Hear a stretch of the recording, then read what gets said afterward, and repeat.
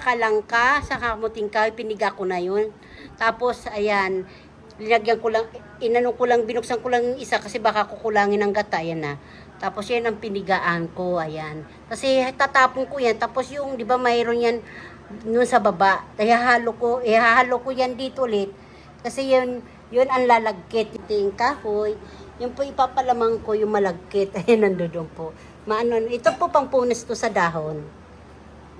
Ito po. Hindi ko pa nahalo. Ayan, pampunas po, nahilo ako Ito pampunas. Ito dahon. Hindi ko pa ito naayos. Pinakita ko. Tapos yung pampunas ng dahon. Tapos yung sinaing bang habang pinapaano ko muna hanggang sa ilalim-lalim. Kasi ganyan ako pag nagsusuman. Inaano ko po muna, binababad ko muna para lalo malasa. Kamuting kahoy, pati yung yung nyug. Nyug yung parang buko, yung buko nga talaga. Nahalo-halo ko sa kayong asukal, pati yung jackfruit, yung langka. Lalagyan nyo, kung depende kung mayroon kayo, wala, pwede din naman yan. Yung mga kababayan, yung gagawin ko suman magano tayo, kung wala kayong ganito, magkukus lang ng kamay. Gano'n lang naman Dito lang kasi kung hindi ko nakakamera, nandito lang po ako sa bodega. Lapad na isda sa katilapia po. Yan, paparisan po yan ng mga kamatis. Ang daming kamatis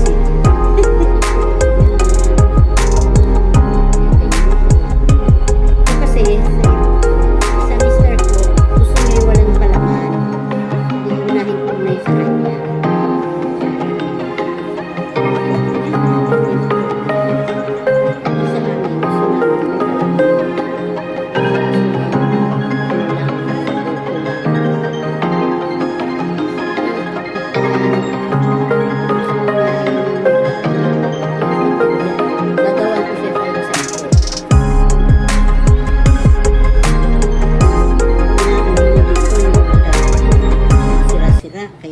Dugtong na lang muna natin.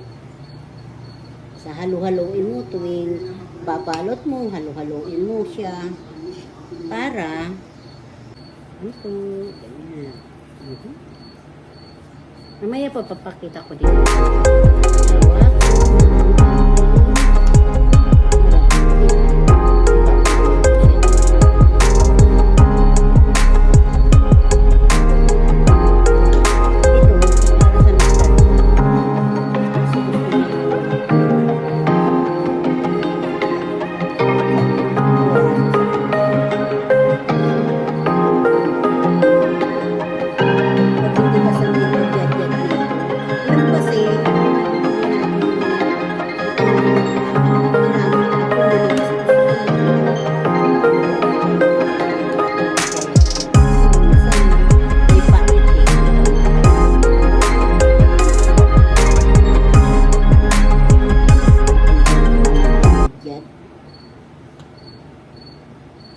Papalamang ko yung stat fruit. Kit po, tapos gaganunin mo. Ayan. Ayan po. Kasi ikutin mo ganyan, ididiin mo siya para dumikit na yung ayan po. Ayan. Ayan po. Ikikinis mo na siyang ganyan. Ayan. Kikinis mo na siyang ganito, mga kababayan. Paggawa kayo ng kamuti na may malagkit na paano dapat may bukayo. Ako malagkit naman ang pinalamang ko. Yung iba kasi bukayo, diba? Kunin mo, ayan. Ayan po. Kasi ikutin mo ganyan, ididiin mo siya para dumikit na yung ayan po. Ayan. Ayan po, ikikinis mo na siyang ganyan. Ayan, ikikinis mo na siyang ganito, mga kababayan. Paggawa kayo ng kamuti na may malagkit na paano Ayan na, ang suman. Oh. Ayusin ko pa po yan. Lutong-luto na po siya, oh. Kababayan, no, umupo na ako. Pagod. Ito po yung gagawang, ito po ay palaman po ito ng sa kamuting kahoy. Malagkit po ito. Sinalang ko. Pero ang sabaw po niyan, gata, pati yung malabnaw na gatas, yun ang hinalo ko dito para mas malasa, diba? Kasi sarap po yun. Ay mainit-init din po ito. Ayan. Ninaga ko dito sa kawali. Ayan, oh. Yung may, yung may tali, yun ang walang palaman. Yung sa ilalim, yun ang may palaman. Walang tali. Ayan. Yun yung, yung lumabas, yun. Yung laman. Ikot lang po. Para kang gumagawa ng turon.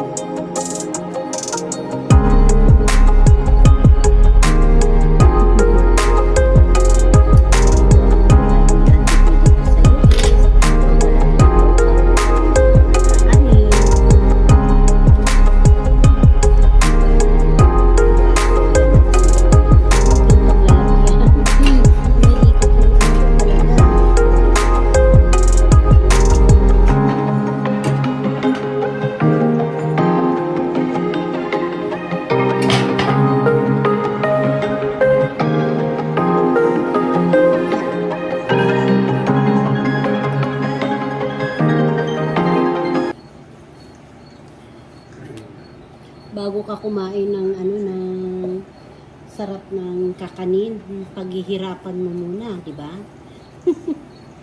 Ay mga na yan, yung mga basahan na yan sa dahon, nakikita niyo. Mamaya ulit mga kababayan, pisa na malasuman. Naman tayo mag-uumpisa, umiikot ang aking kamera.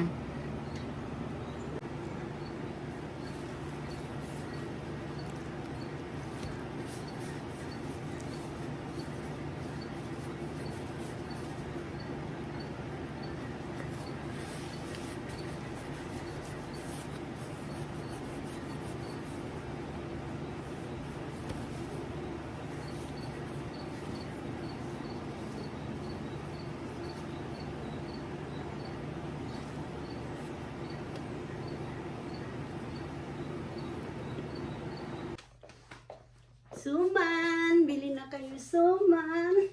Mga simpleng buhay USM. Suman! Mainit-init pa. To piso lang isa. Bye-bye! Hindi nakatapos na rin ito mag-suman. Ginagilinis na ako. Mga simpleng buhay USM. Kasama ko sa kalimutan.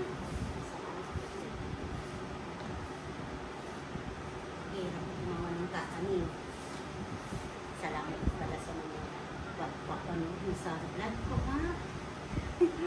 Sa aking vlog na nagkabulol-bulol lang si Ate B. Sa simpleng buhay yung islihan. Maraming pong salamat at nanalo sa akin. Naman, bagwag dito. Lahat yung mga nakakaintindi sa akin. Salamat po. Bye-bye! Sa sunod ulit na video ni Ate B. Simpleng buhay yung islihan. At kung maglilinis pa, lamang ang hirap mag-ano, ang hirap linisin.